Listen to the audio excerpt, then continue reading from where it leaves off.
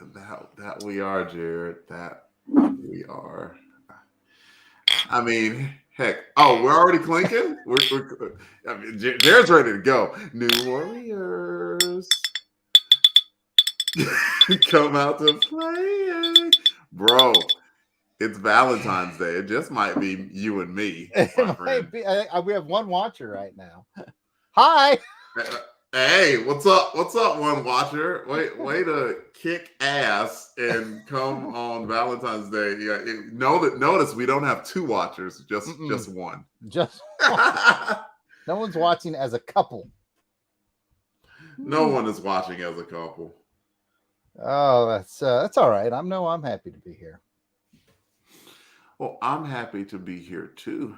And for the sake of introduction, we should probably, do all of the reading and stuff like that. So Let me look at.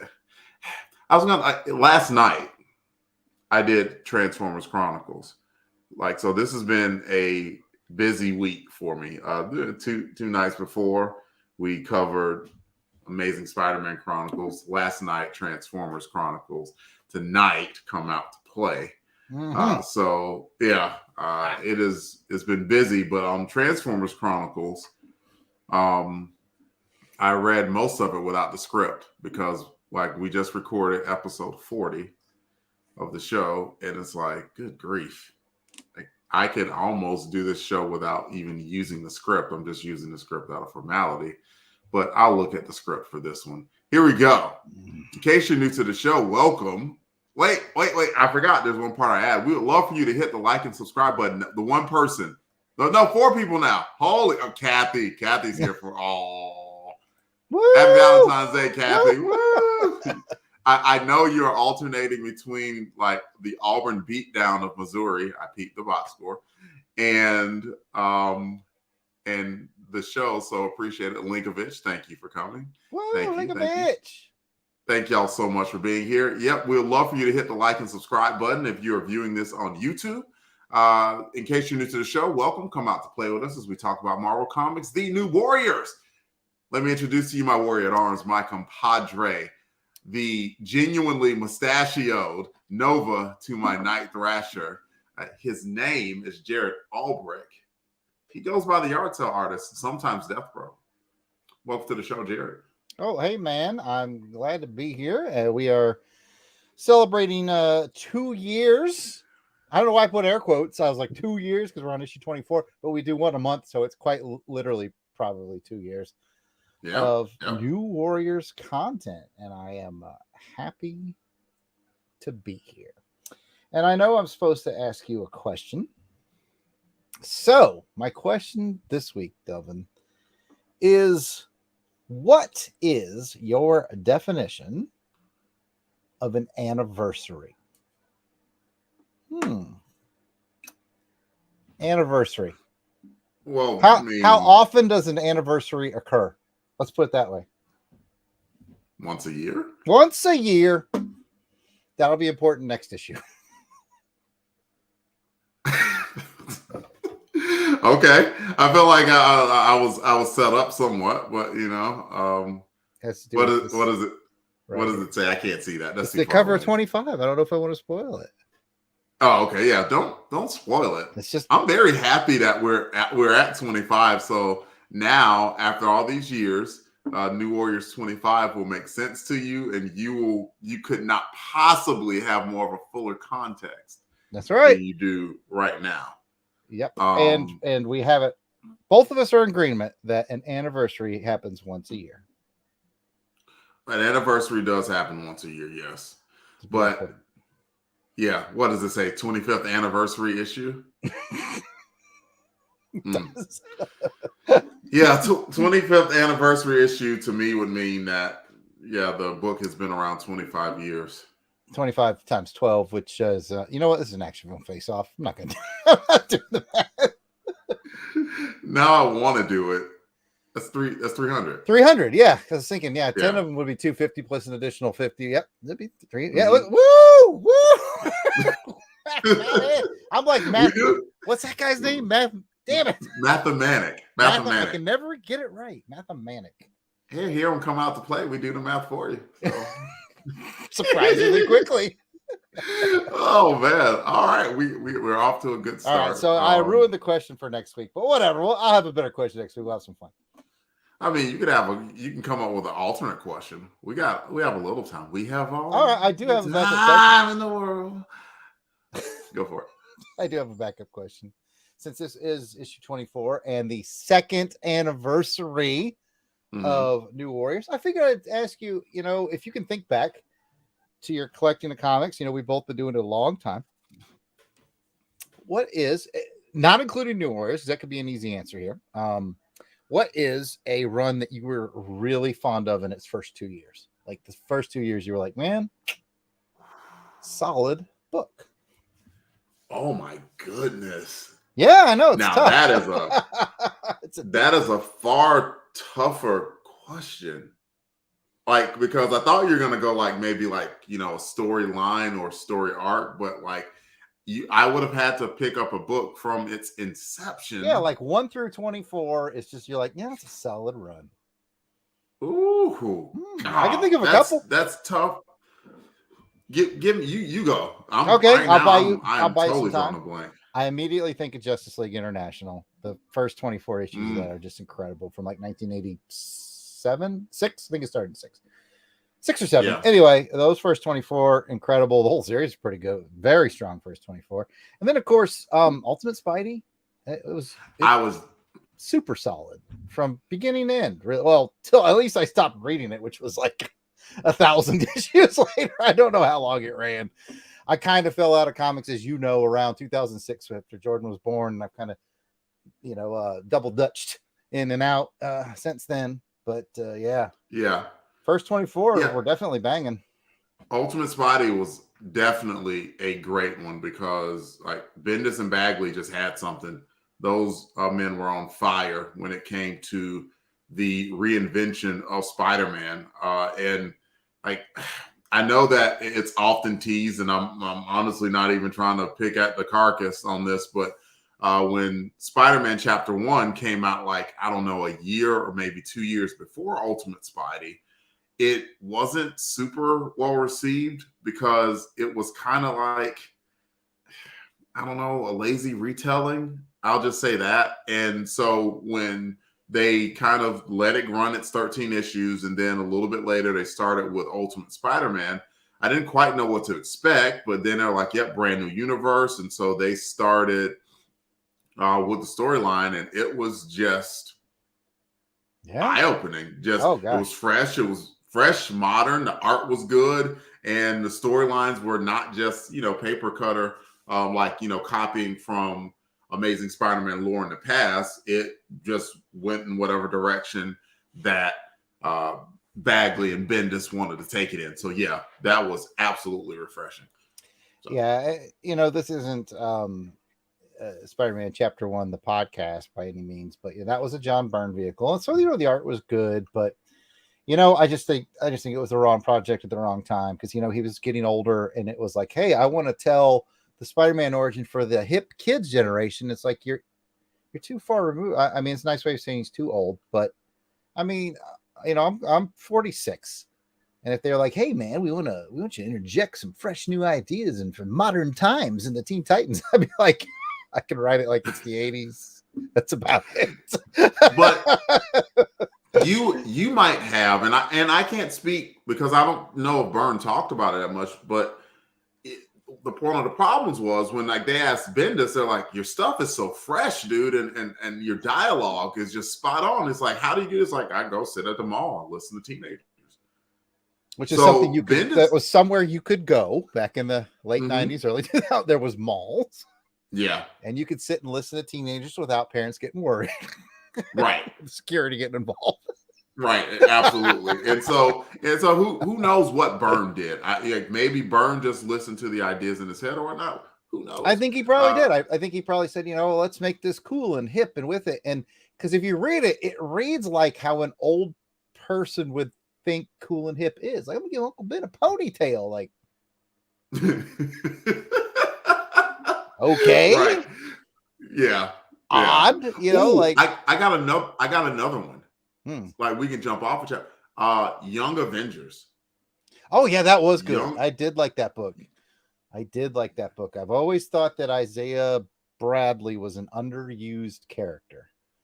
they There's brought him back, so much and I'm to trying to do remember with where him. they used him. Was it the new? He was, I think he was Captain America's sidekick for a certain time. Ugh. Oh, I'm I blanking. I remember feel him really from bad that I'm Red, White, blanking and on him. Truth, Red, White, and Black, and it was a neat concept, and they really opened the door for like, hey, we could tell all these World War II based stories with this other Cap who's running black, no pun intended, black ops missions, and I'm like, hell yeah, I'd read that. It very much reminded me of when the Green Lantern Corps did they call them the Black Lanterns?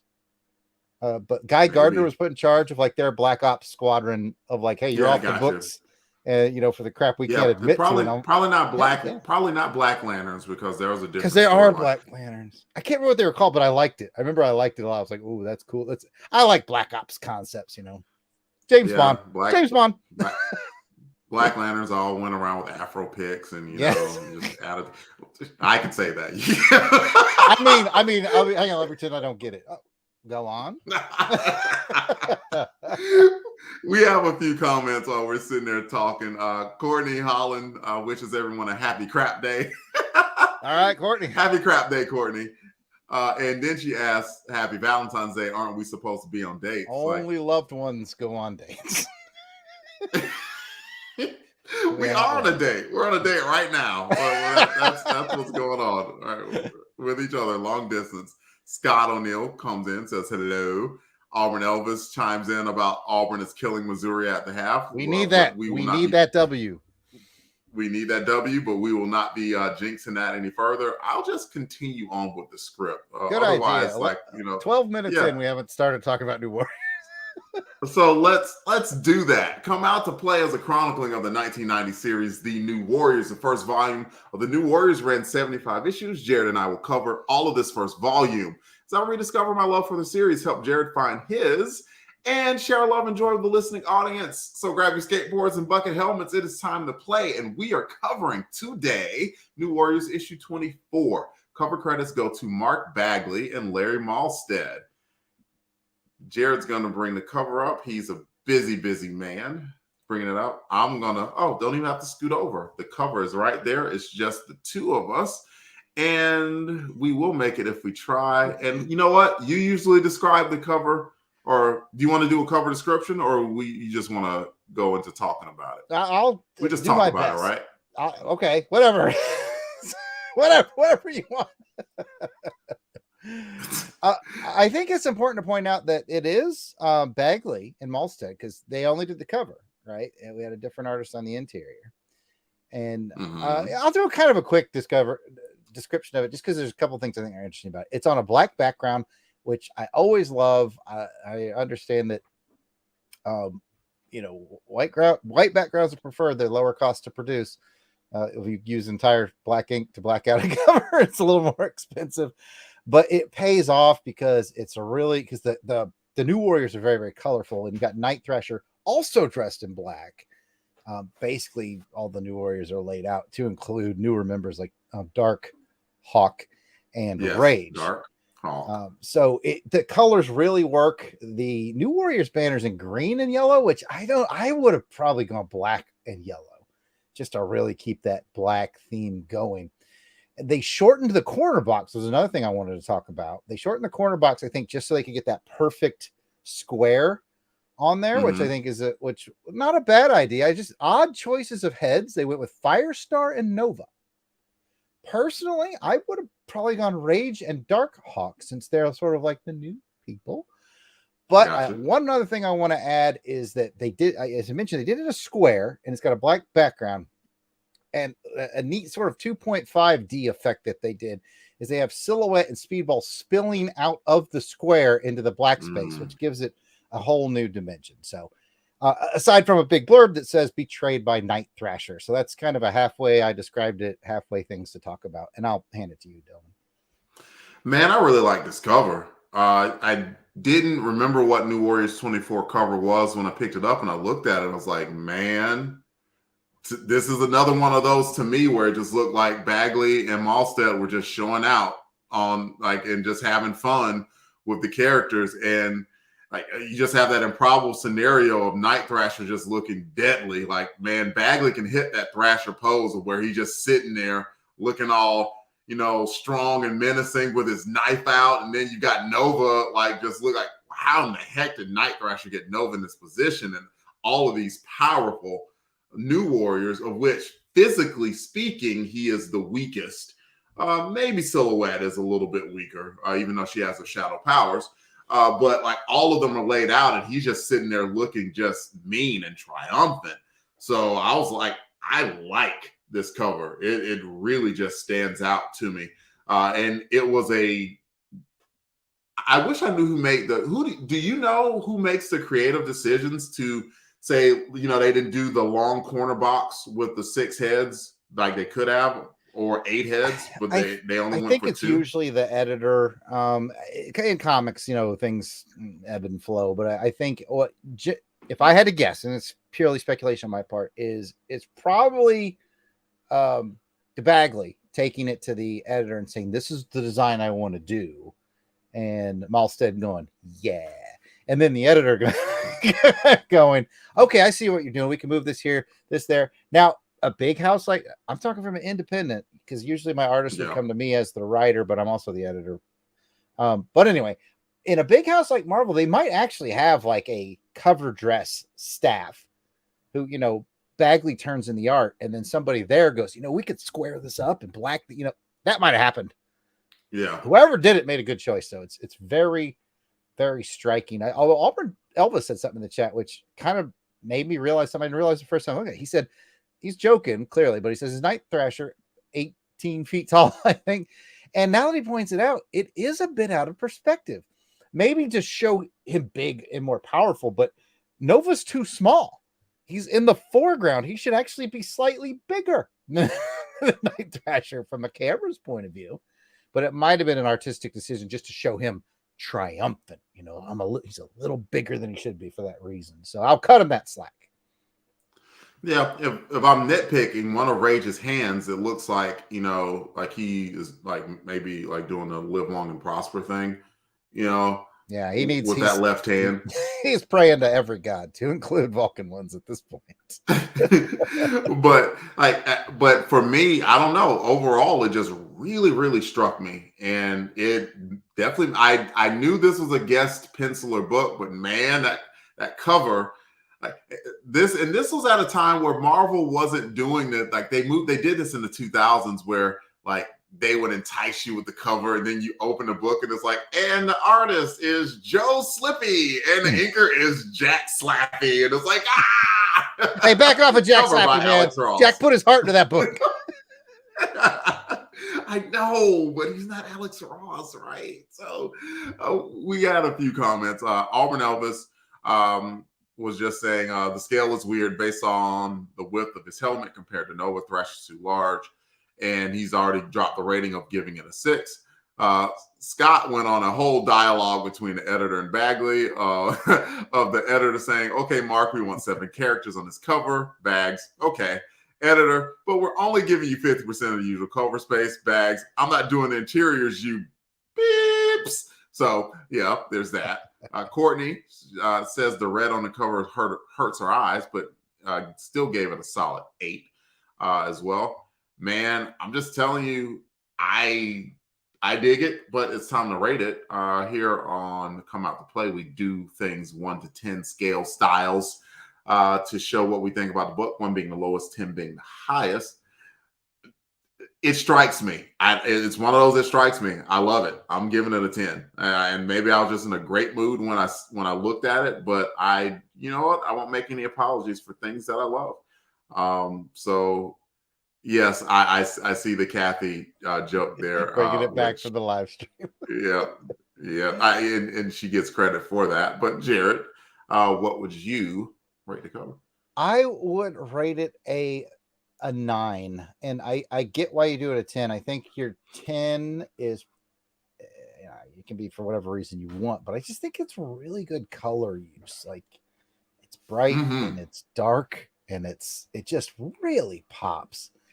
And yeah, Night Thrasher's a little big, but I will go with the creative license to say he's having a big moment. He's drawn slightly bigger because he's champion. I'll cut him that slack. I get where Auburn is coming from, though. Like, technically, it's a little weird, but I have to ask myself if this was a cover of like a Titans or a Teen Titans, and basically that's Dick Grayson, because I mean, Dick Grayson is really the analog here, just dominating Superboy and Beast Boy and Cyborg.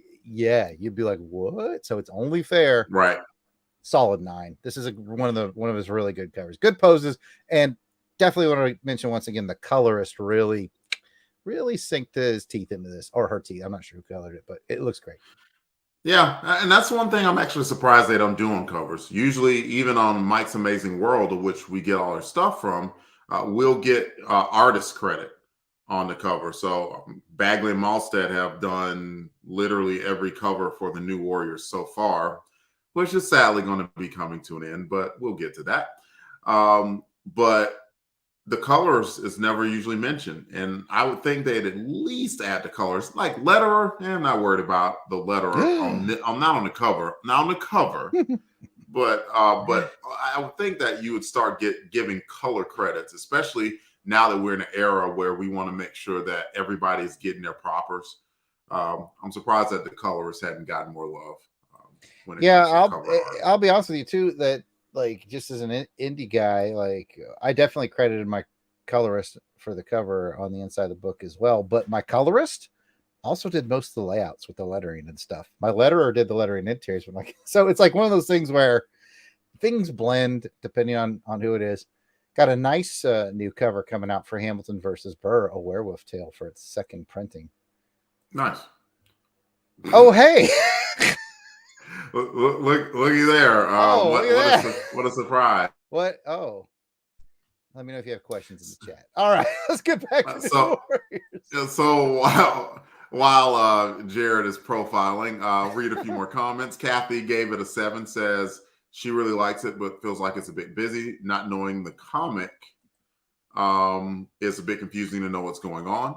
Scott says, I'm at a 9. I like it, but I can think of several Bags, Malstead covers off the top of my head. So it's a 9, but only because of the amazing standard that they set. And yeah, I think that's where we have all we have for the comments. Did I miss any? Nope. Good to go. And so, Jarrod, if you're ready, you got script up. Go for it with the credits for the issue. All right. Your creative team is as follows. Of course, this is New Warriors number 24. Its on sale date was April 28th, 1992. Its cover date was June of 1992. Its cover price was $1.25. Story is Fabian Nicieza. The pencils are Chris Marinan, which I haven't had to say. Had to. That's a strong word. I haven't got to say. Chris did a good job. Peek ahead on my thoughts on that. Chris Marinan, which is also a delicious sauce to put on pasta. Marinara, Jarrod. That's marinara. That's the sea where Italy and Spain kind of. I don't know geography. Mediterranean was what I was going. Marinaris? Mediterranean. Okay. Yeah, it was a stretch. It was. I regret it all. All right. The inks go to Andrew Papoy. And I think I've read that name before. I want to say that cat inked some of those G.I. Joe issues we're covering on G.I. Joe Chronicles. I need someone in the chat to verify that for me, but I feel like I've read his name on G.I. Joe Chronicles before. Colors is Joe Rosas. He probably colored the cover as well, but who knows. The letters are Joe Rosen, and the editor is Danny Fingeroth. We want to thank Mike's Amazing World, and it's over to Delvin for the synopsis. Let's go. The title of this book is called The Cheating Corner, which sounds like an alternate version of the Eagles song, possibly. But anyway, the Nothing But the Truth storyline has reached its penultimate chapter. What happens? Night Thrasher finally pulls his head out of his helmeted rump and sides with the New Warriors against the Folding Circle and Ty. But is it too late to prevent Ty from literally taking over the world? Oh, yeah, forgot about Marvel Boy. He might want to hire a new attorney because Foggy Nelson is getting his lunch eaten in front of everybody. And you know that man be eating because he's a well-fed looking mofo. not body shaming, just being accurate in my description. So discussion time. Jarrod, start us off with something from the book. Matlock, more like Matt Unlocked. Oh my God. It's like, are you day one, Foggy? Like, dude, I did mock trial in high school, and I could have done a better job than Foggy did. And I know we're going to talk about it, so let's go. He's like he's banking on the prosecutor being not good. I mean, he's doing good, but he hasn't realized that she's great. So he needs to start playing some defense. That's what he needs to start doing. Hence the name defense attorney. he needs to start doing something. At this point of the new Warriors in there, like Night Thrasher be like, man, he guilty. It's like the beginning of Superman with the floating heads, the general's on guilty. Pans over and it's named Marita, guilty. What the hell, man? Sorry, the evidence. Hell, I'm starting to. They're winning me over. They're winning me over. So, hey. Anyways, I probably should bring up some. I didn't bring up as many pages because even though it feels like a lot happened in this issue, not a lot happened because there's a lot of just like fight and there's a lot of Claremontian backstory about the dragon's breadth. Yeah. Breadth with a D, which is still weird to me. Anyway, let me just bring up a page and we'll talk. Let's start with the splash page. We get a 2-page splash. They tend to do that. I noticed in this book. It's kind of their thing. Usually right after the first page is a double page spread. And there you have it. By the way, my nickname in college, double page spread. Nice. So you get a really cool double page spread of New Warriors fighting the folding circle, right? Yes. Okay. Still sound, you know what it sounds like. Anyway, so you get a double page spread of that. So you get this new guy, Marinin and Papoy, really full on. This is a full on. I'm going to draw the good guys. I'm going to draw the bad guys. You're going to be fighting. And you know what? It's really good. So this is really more about the art team than the story. Because I mean, we all knew this was going to happen. One thing I did pick up from the story that I think I missed earlier, there's a lot going on, especially in this latest story arc, is that the bad guy, the lady who's on the folding circle who has the flame powers, his name I've forgotten because I'm terrible at this. You think I was Silk Fever. Silk Fever. Which sounds like that's very popular 70s band. Like R&B-ish, like Earth, Wind, and Fire. Like Silk Fever opened for Earth, Wind, and Fire. Anyway, I didn't realize that she was part of the eco-terrorist group from earlier. Somebody mentioned that in this issue, and I thought, oh, okay, yeah, that rang a bell. I don't think she was going by Silk Fire back then, though. I think she was going by... No, she was going by Firewall.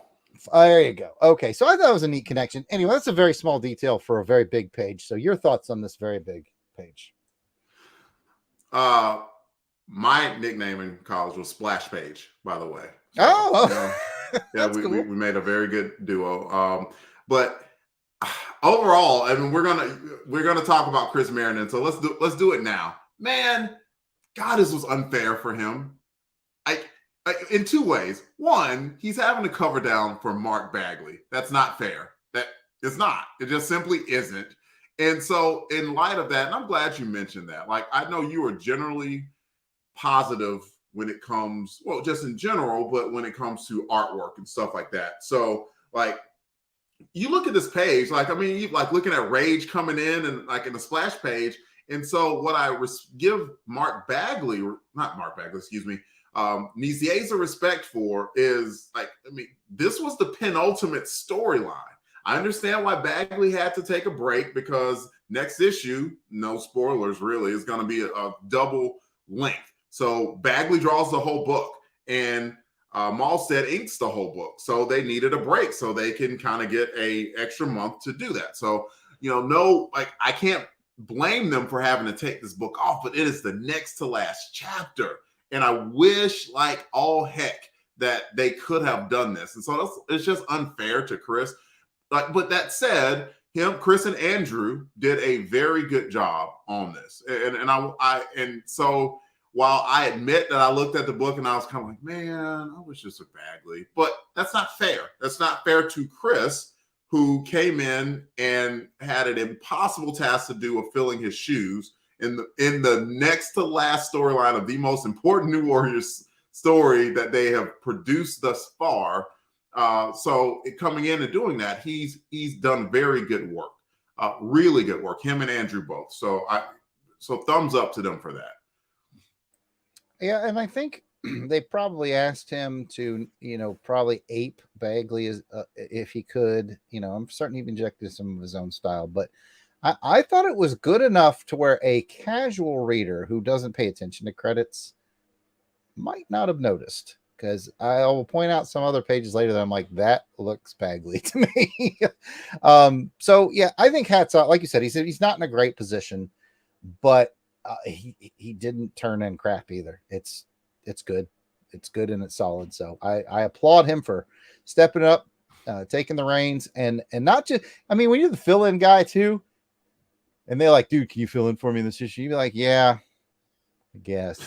But you can tell he took it as a moment to say, hey, and I think that's, behind the scenes in the comic industry that, yeah, certainly he's asked to step in at issue 24. He realizes I'm auditioning for when these guys leave. Sure. Every guy who gets a guest slot knows this is an audition. And he took it seriously and he did it well. The exact same thing happened with Mark Bagley. He spelled Eric Larson on Amazing Spider-Man. Yep. And then, sure enough, who was the next penciler of Amazing Spider-Man for the next 5 years or so? Mark freaking Bagley. Yep. Go figure. Now, spoiler, Chris Marinan did not get the gig. Oh, I was kind of hoping he would. They talked about it in the letters page, but we'll get to that. Interesting. Okay, interesting. We will get to that. We have a few comments before we go to the next page. Courtney wondered, Jarrod, what is the sus thing on Jarrod's face? It's a mustache. It's grown naturally. Completely naturally. Yeah.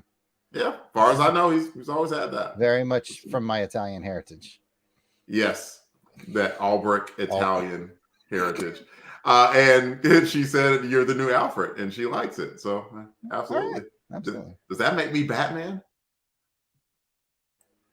Sure. Okay, maybe not. And let's see. And Scott with a joke mentioned silk fever, not to be confused with her sister, cotton congestion, or a brother polyester blend pneumonia. Scott is on one tonight. Yeah, he's alliterative with the diseases. Yeah.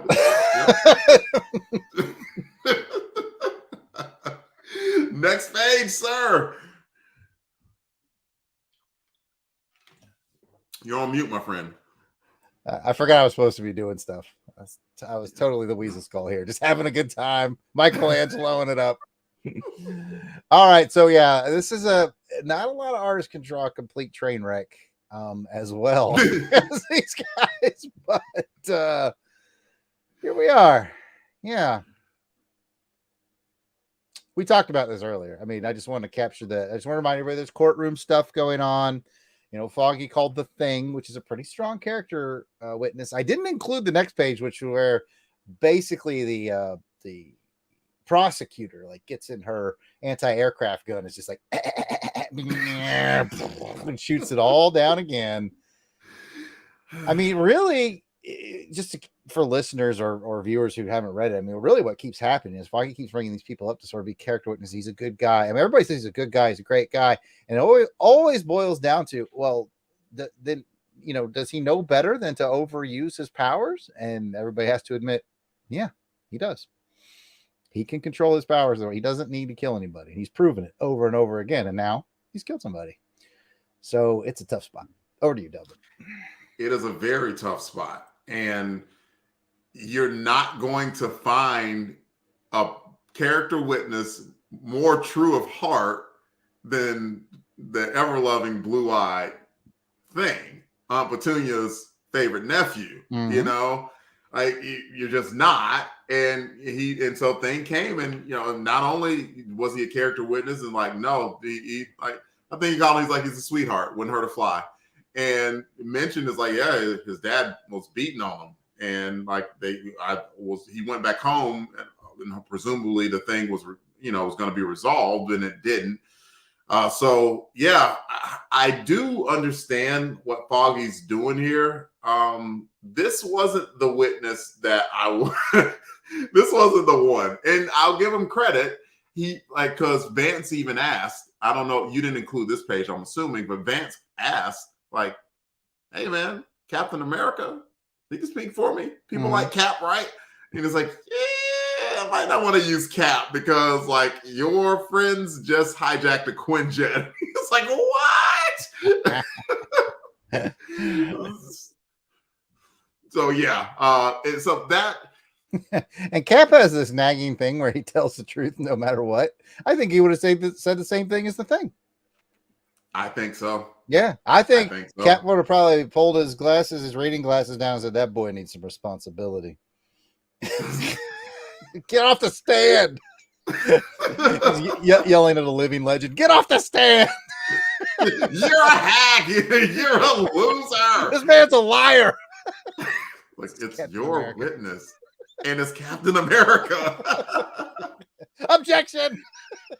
Oh, see, hold that thought. Objection. He should have been saying that a little bit later. Yeah, I thought the same thing. Oh my God. Oh my freaking God. Next page, sir. Oh my God. Yeah, we only have two more. I went back to this page for two reasons. I want to remind our listening audience and our viewing audience that there's this whole thing going on with Ty and the Dragon's Breath, and she's revealing more about the soldiers from Vietnam, that she needed people from the West to fulfill the prophecy to breed with her daughters, which is weird when you say it like that. And so she's going into all that again to kind of keep the readers up to speed. Honestly, to me, I'm more interested in the courtroom drama. The whole Dragon's Breath thing feels like Fabian might have overthought himself, because it's like when I watched that movie Inception, about 75% of the way through, I just stopped caring as to what level of dream they're on. And I'm just like, I don't know, just fight. That's kind of where I'm at with this. So for one reason is, okay, remind everybody that's going on. And the other reason is that top left drawing of Ty, that was one of the ones where I was like, yeah, he's aping Bagley. That's very Bagley to me. And it looks great. And again, kudos to the colorist for doing the lighting on her face, cheekbones, nose, eyebrow. It's great. So it's just a really cool drawing, very Bagley influence. Kudos to the colorist, and a reminder of where we are in the Dragon's Breath story. Over to you, Delvin. Now, what I'm grateful for is that they took time this issue to flesh out what has been going on with the Dragon's Breath storyline, and if anything, this being, who knows how many times I've read this, what it's left me thinking was like, just like you mentioned about Isaiah Bradley's Captain America, and there's any number of storylines that they could come up with literally today that probably would have an audience, not only for a minority lead character, but also like for the war stories, if done right, are always going to be good sellers.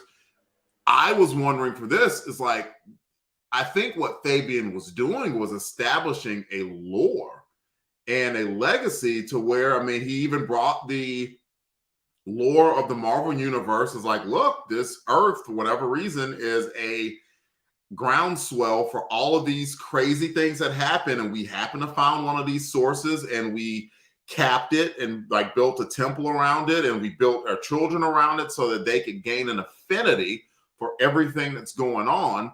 And it's kind of like, this story could have more legs to it if one were inclined, if Fabian were ever inclined, if they ever wanted to bring about another New Warriors.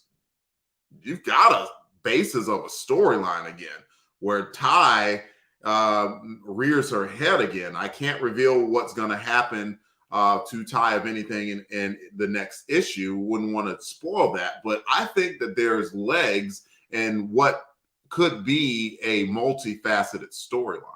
And that's what I think Fabian was trying to establish here. Could be wrong. I'm not Fabian. I don't know the man. But that's what's making, that's what I thought of. You know, Yeah, what when you're I was talking thinking about of it. really is world building, and a lot of readers like Mm-hmm. world building. It's very Tolkien-esque, if you will. So I see why he's doing it. I guess it's just never really been for me. You know me. I like street level heroes. I don't like cosmic stuff. The more fantastical it gets, it kind of loses me. And I'm not lost on this by any means. It's not the Omicron crystal or whatever that thing was called by any means yet. But I'm just like, okay, all right, I kind of get it. I guess part of the problem is like a lot of the things that he expanded upon are just things I had already assumed. You know, I was like, I kind of Yeah. assumed there was the temple was built there because it was a center of power, and like, oh, it was a center of power. You know? So I guess, Yeah. I mean, I get that he's filling in the blanks. And jumping back to your original statement, if anybody at Marvel wants to allow me to write a Isaiah Bradley Captain America, hell, I'll do a miniseries. I'll prove to you I can write military characters from World War II. So Scott says, I love Wait, the I'm not angles done on talking these about this panels. pitch yet. Oh, yes, you are. Back to the podcast. Scott says, I love the angles on these panels.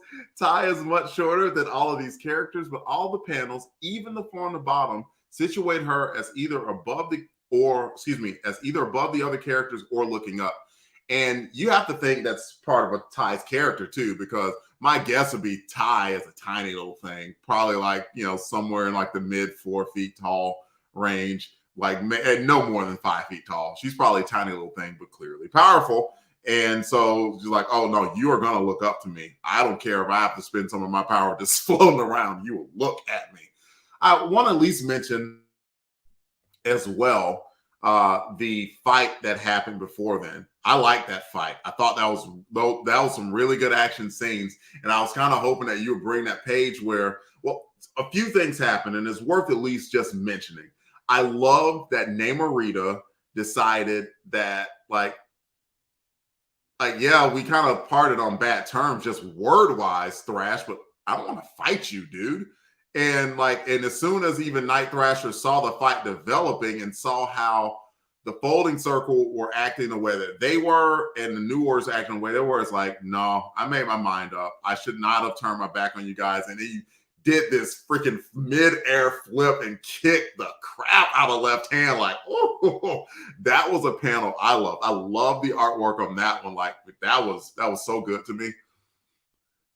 Was there anything from the battle that you liked or I did? I agree with you. I like the Namorita leadership moment. It reminded me of Zoolander. It's like, why you been acting so messed up towards me? Why you been acting messed up towards me? Like, we should be friends. I did like, they showcased a little bit of the newer guys with Rage and Dark Hawk. And yeah, no, you're right. It was cool. And it was cool to see like Silhouette, get that offensive weaponry with the shock sticks that she uses to walk on. I guess they're canes or braces or braces. I think they're braces. Yeah. So that was just neat. Yeah, you're right. There's a lot of cool stuff going on, but I was kind of basically breaking this up to remind everybody, okay, there's courtroom stuff, there's fight stuff, and then there's mystical tie stuff. And so, yeah, by all means, we could talk about the fight, which was fun and cool. And Nova acquitted himself well. Like they all did pretty well. They're really gelling. Yeah, they all did. And of course I like that because they've come together very well, especially from issue 1. I like Rage. Rage had his moment against Bloodstrike, acquitted himself well in that back and forth. Speedball had his moment, and man, it definitely goes to show there was a difference between a team who, at this point, you could almost say they're not family, they're close. They're at least second cousins. and then you have the Folding Circle, who they've been kind of strung along this whole time. I mean, separately enough, they had power, but they didn't have a reason to really be together other than what Left Hand Diego Casillas was saying. And then all that's unraveled. So they fought, but they didn't have a reason or purpose to fight. And I think there's a reason that they kind of collapsed pretty quickly. And because they lost to a better, more cohesive team. Yep, definitely agree. All right, I'll bring up our last page. We haven't got a chance to talk about, and I don't think he's on the last page. We haven't got a chance to do any new Midnight's Fire jokes. I've written 2, so I don't know if I should save them for our next episode or not. We have not done one Midnight's Fire joke, and if you have 2, then I've got we 2. have fulfilled the quota. Okay, I'll save them. That's all right. I'll save them. You never know. We might need more Midnight's Fire jokes. Okay, so this is actually last page, second to last page, I think, of the book. In fact, the book ends somewhat abruptly. Yeah, this is the second to last page, and it's back to the courthouse scene. And basically, man, like his mom. I mean, he got done in by Firestar. He got done in by the thing, and his own mother gets followed up, and it's really emotional, and everybody's crying, and yeah, like I said, by this point, I'm truly questioning. I'm like, I honestly think at this point, if I was on that jury, I'd be like, yeah, I think there was a part of this boy that wanted to kill that man.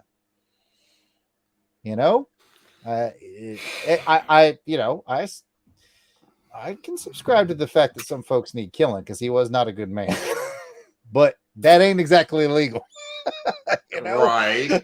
So. Wow, we are in a spot. And the funny thing is, we're going to read, spoiler alert, 25 next episode. And we read this on a Crusadeness, like first or second year of Crusadeness, I think. Mm-hmm. And I don't rightly remember the details, so I'm excited to revisit it, even though it seems like it's too long. But whatever. Look, in for the penny, in for the pound, you son of a. It's good because it's got a die cut cover. It's the 90s. That's right. Mm-hmm. Die cut was all the rage, but that was a good cover. But we're not there yet. No, we're not there yet. We'll see. And there's one comment I wanted to mention, and Linkovich was like, "That's it. Send Fabian the link." And I'm assuming he meant the link to this podcast. Well, I'm a part of the New Warriors page on Facebook that Scott's a part of. Corey Blake runs it, and like Fabian Nicieza is on that page.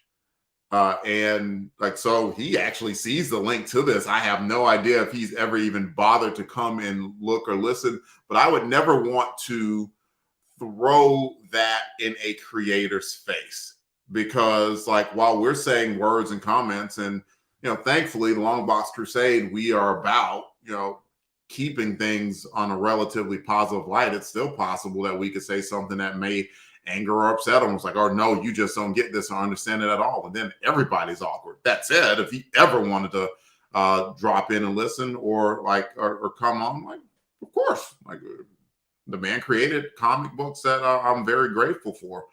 So yeah, wouldn't mind that at all.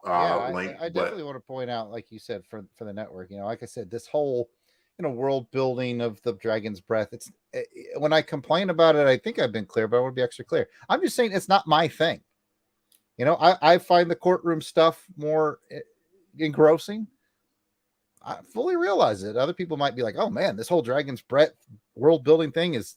Pat loves world building, so just keep in mind. I'm just saying it's not my thing. I don't think it's bad. Just know that certain things pull me more. So I just want to be clear on that. Some things are your bag, some things are not. And talking about this courtroom thing, this one right here, Jared, this page was where I'm like, Foggy, dude, object. Do something to disrupt this woman, because she is on an absolute roll right now. The prosecuting attorney, like, she established the fact that it's like, had she, husband ever attacked Vance before? Yeah, he stopped it, didn't kill him. Like, well, do you think he could have stopped him this time without killing him? Yeah. Like, dude, say something. Like, I mean, get up and fart loudly in the courtroom. Do something, man. Like, you are dying right now. Your client is going to go to federal pound me in the prison, like, because you aren't. Do something, man. Because at this point, we have 25 left. And again, mock trial dude here. I don't have no lawyer experience. Crime of passion, dude. Yes, you've established, like, through credible witnesses that this dude would not hurt a fly. And yet he injured this man so grievously that he died. So, like, why would he do that? Crime of passion. It was right there. And I have not once heard Foggy Nelson argue that, and I'm kind of surprised at that. Yeah, temporary insanity. Plea bargain to manslaughter. Something. Rather than watch your client get fricasseed. I want to see the Foggy Nelson thought bubble. And he's just like, should I get a pastrami today? Or maybe a smoked turkey. What is Matt doing right now? I think he's getting in trouble. Elektra smelled good that time I met her. He's Daredevil. Oh, man. That's it. Scott, yep, that's it. Scott has a comment. Scott says Fabian is very much a fan of the series. I'm assuming he's talking about New Warriors, his own series. He, Derek Robertson, and a couple other of the Volume 1 creators often wax nostalgic about the title on Twitter. And then there's some talk going on about Kirk's cat that we don't have to get into. As you do. And while you guys are talking about Kirk's cat, if you would be so kind as maybe give us a thumbs up or a like on however you're watching this, really appreciate that. It's not about the money. We just we want to bump up in the algorithm so we can get more people chatting in the chat. Not better people, just more. Yeah, definitely not better. We've got a great solid chat. I brag about. I'm not pandering to you guys either. I brag about our chat community is great. Like, we've never once had to say to somebody, "Hey, calm down, don't do that." Never once. You got a bunch and of we never once had to be like, "Is anyone there?" Hello. Only on my drawing streams. But I don't schedule them. I just show up whenever I want, and usually somebody does show up. There is one other thing that I wanted to mention, because we've talked very passionately about the courtroom drama, and just wanted to mention how the book ended. And the book ended where basically Ty revealed that the purpose of the New Warriors were that she wanted powerful people in order to plug the well, so she can absorb all of the remaining powers from the well, and no one else could have them, and she would be the most powerful person on Earth.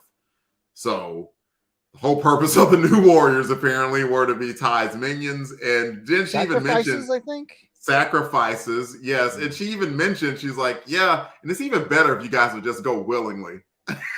Like, to be fair, which name Marito's like, are you out of your damn mind? Thinking of a number between F and U. How about no, you creepy Cambodian bastard? It was an interesting reveal, because right now it looks like, even though Ty tried to get Night Thrasher to bargain his troops, his soldiers away, he's like, you're gonna do what you want to do anyway. No, but you may as well go ahead and tell the rest of the story. So I just wanted to at least bring a close to that part. So we have ended issue 24 with Vance seemingly looking like he's about to go to jail.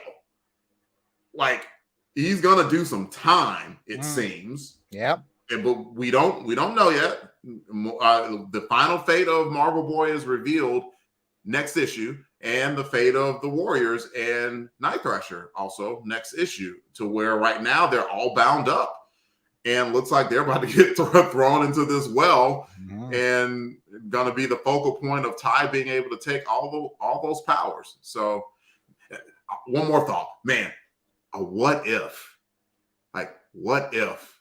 the New Warriors wound up stuck in a well? Because, I'm not spoiling anything, but we're going to assume that, out of the 8 Warriors that are there or whatever, that, at least most of them come back and they're okay, since most of them are still around in the Marvel Universe today. Man, that would be a good what if. I will talk. If you remember, remind me about that next issue episode so we can discuss it. So, all right. I think we have covered the book, and because somebody had to talk about Spider-Man Chapter 1. We're not here to take sides, but it was totally you. we should just go ahead and get started on Ultimate Warrior and Warrior. Yeah, okay, let's do that. So to remind our audience, the Ultimate Warrior is the person who acquitted themselves west in the book, professional podcaster, best in the book. Who's got it going on? And who then we talk about the Ultimate Warrior. Who are we most worried about? We all know it's Vance. Wow. So yeah, Ultimate Warrior. Warrior, we all know it's Vance. I don't think we even have to discuss that much anymore. Let's talk about Warrior, though, Delvin. What do you think? I'm going with the attorney. the prosecutor. Yes, I'm going with the prosecutor. Dreyfus, I think was her name. Yes. Like, oh my goodness.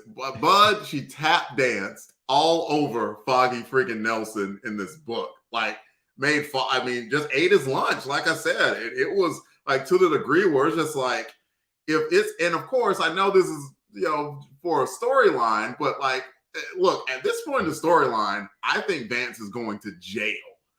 Like, I think if I was in the jury, I'd say, yeah. At this point, I'm convinced.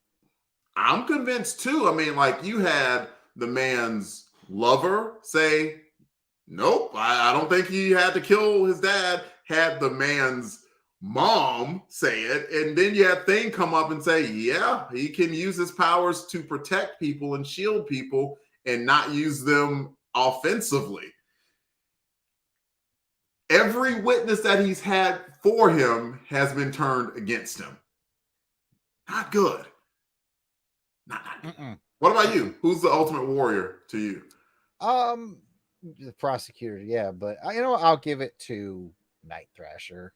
He went on this quest to find out the secrets, and he chose his friends over his secrets, and noble, and he kicked a lot of butt in the fight. And I mean, had he not, my opinion of him would have gone to about where I think Auburn Elvis's opinion of him is. But it was nice to see him, and he didn't really struggle with it. He was like, yeah, I wanted to find out all my secrets and my history, but no, I'm not fighting these people. In fact, I'm going to fight with them. Are you kidding me? And I like that. It's a good moment. Yeah, absolutely. You had Scott say, if the Ultimate Warrior is the person who acquits themselves best, then the Ultimate Warrior has to be Foggy because he seemingly can't acquit a damn thing. Yep. A legal term. That is true. Auburn Elvis chimes in. Ultimate Warrior is Auburn up by 30 on Missouri with 8 minutes to go. This is not you wishbone, but what kills me about our basketball team this year is we'll do that. We'll take a team that's decent. We'll beat them by 30. Like, can we just save some of those points for games against other teams where we lose by 1 or 2? Yeah, but yeah, we want to take some of those points, and we could take 10 of those points and throw them to the Bama game that just happened. Look, I'm John Ringer. and I'm Van Allen Flexico. Oh man, Scott, without joking, says Ultimate Warrior is Chris Marinan. You guys are right that he stepped into a really tough issue here and did a solid job. Here, absolutely. And I'm glad you mentioned that from the start, Jarrod, and that it was mentioned. Like, give Chris and Andrew Pep Boy their roses for stepping in a near impossible spot and delivering credible artwork to the book. Like, you cannot get mad at someone on the book for saying, well, you're not as good as the founders. Oh, come on. I mean, well, you can, but then you start turning into that guy, right? And we're not that guy on this network, and I'm grateful for that. So cool. Yeah, I'd say if Bagley and Molstead are a 10, and they probably are, then these two guys, Chris and Andrew, came in. And I'd say they laid down a solid 7, maybe even an 8. And when you do that to carry a book along, I ain't complaining. Yeah.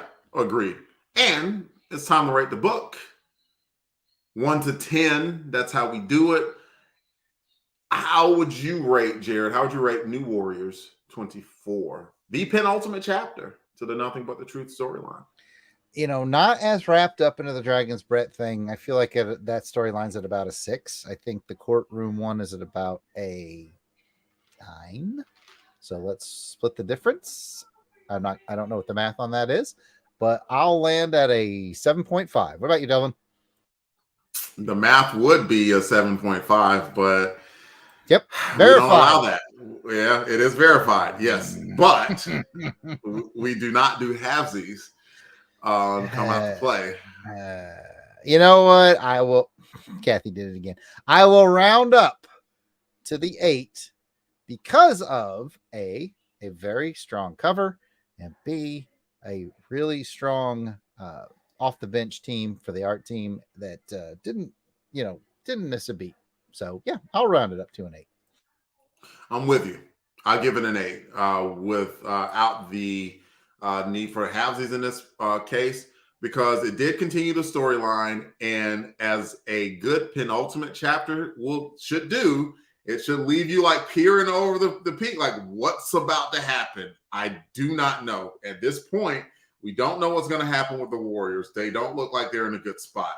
We do not know what's going to happen with Vance. It looks like Vance is going to be in jail, and that's about as street level as you can get, is like landing someone in jail. So especially a superhero, and that's not something that you get to see very often in the comic books. So that's a very cool wrinkle that Fabian and company came up with.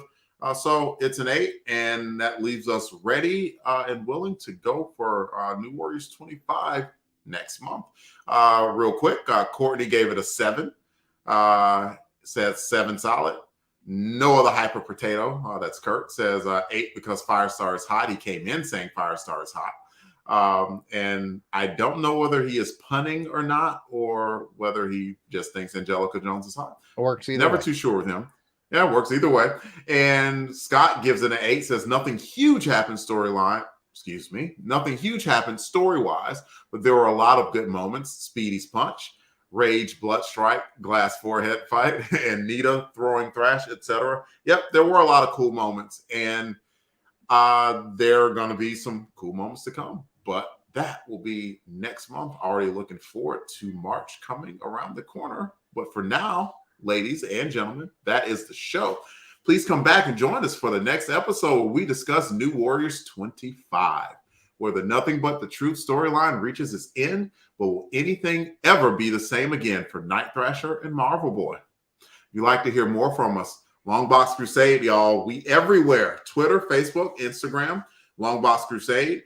YouTube, as you're watching us now on the live stream, please like this stream. Please subscribe to our network.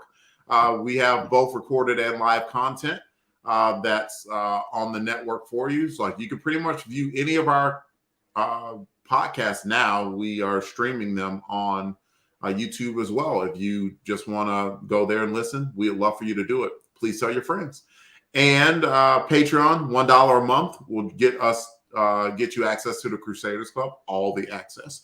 And $1 a month isn't too much. And I think if we get up to 40, which we're close, we're like 37. 38 or so, that Jarrod and I will watch the original Fantastic Four and produce that as content for the Patreon subscribers. Probably a few months down the road, we'd release it to everyone to check out. Did we ever do that for the holiday special? If we did, we should. I know we did it for the patrons. I don't think it ever went public. I could be wrong. Somebody go to our YouTube page and let us know if the Star Wars holiday special. Delvin and I watched it like live and commented on it. Now we don't want to break any copyright, so we're not showing it, but it's like we're basically, if you wanted to put it on the background, you'd kind of be synced up with us discussing it.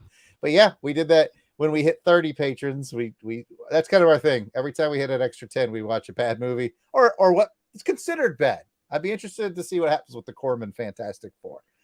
So yeah, absolutely. So yeah, somebody let us know on either Longbox Crusade or our separate Twitter accounts whether or not that holiday special is on our feed. If it's not, we should get it on there because it was a fun time. Like, oh yeah, I mean, Pat's got everything on all that content on a timer, so if it's not, it's coming eventually. So okay, it's fine.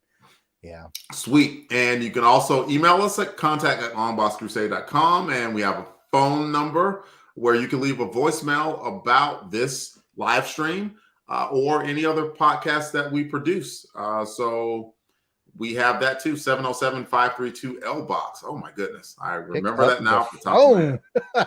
Pick up the phone. I'll put the banner up for you. There you go. Good man. And while the banner's going across, please tell us, Jarrod, where you can be found out on social media. Certainly. I am at Yard Sale Artist. Twitter, Facebook, and Instagram is all at Yard Sale Artist. You can check out my artwares at www.theyardsaleartist.com. If you are catching this live or if you watch anytime before Heroes Con, I am running a special. You can get an original book page, music sheet page, the art I do. Any original piece for $25 for pickup at Heroes Con. So if you're going to be there, take advantage of that low price deal, and I'll see you there. At least stop by and say hi, even if you're not buying anything. But I need the money. Yeah, absolutely. and he does need the money. I mean, if you see that mustache is just hanging on. It comes right off. Right off. It's not real. I don't have money for fake mustaches. You can find me on Twitter at DEE_RAY1977. See y'all next month for a biggie. And please remember to be a hero to someone, even if it's just to yourself. Until next time, New Warriors, come out to play. Night, everybody. Night. No Jason Lady. You're not here, but I am. Bottles.